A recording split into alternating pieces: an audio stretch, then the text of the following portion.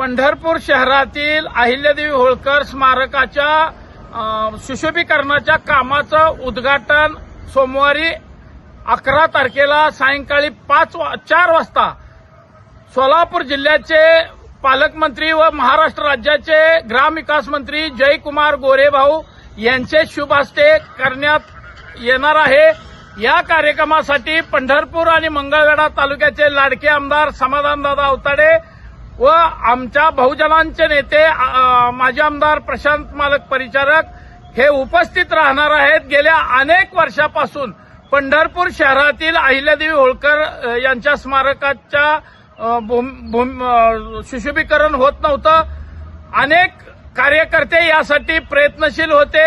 अनेक वेळा या स्मारकासाठी गुन्हे दाखल झाले, परंतु एक ऐतिहासिक क्षण 11 तारखेला 5 वाजता या ठिकाणी सर्व बहुजन समाज बांधवांच्या डोळ्याचं पारणं फेडणारा हा क्षण असणार आहे। या